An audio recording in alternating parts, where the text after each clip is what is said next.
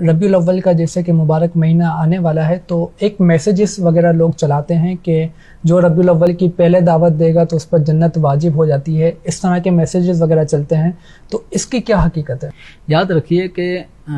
کسی بھی مہینے کے بارے میں ایسی کوئی حدیث مبارکہ نہیں ہے کہ جس نے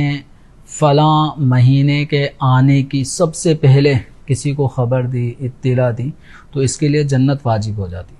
ایسی حدیث کسی بھی مہینے کے بارے میں نہیں ہے، حتیٰ کہ رمضان المبارک، ذی الحجہ شریف یا محرم الحرام، کسی بھی مہینے کے بارے میں ایسی کوئی روایت نہیں ہے۔ تو جس نے بھی اس طرح کی بات کو سرکار دو عالم صلی اللہ علیہ وسلم کی طرف منسوب کیا ہے، جانتے بوجھتے منسوب کیا ہے، تو حدیث مبارکہ میں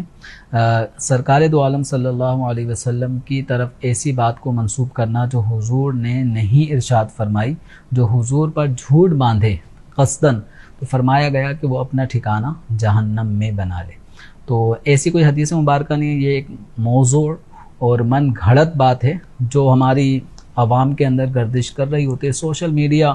اب تقریباً ہر آدمی کے ہاتھوں میں ہے، اور بلا تحقیق کوئی بھی بات دل کو اچھی لگی بس آگے بڑھا دینے کا یہ کلچر جو ہے نا بہت زیادہ عام ہوتا جا رہا ہے۔ یاد رکھیں،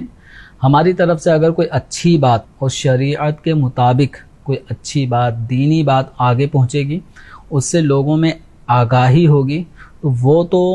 ایک طرح کا باعث ثواب، ایک صدقہ جاریہ کی صورت بن سکتا ہے۔ لیکن اگر کوئی ایسی بات ہماری طرف سے لوگوں کو پہنچی جو دین متین کے خلاف ہو، شریعت کے خلاف ہو،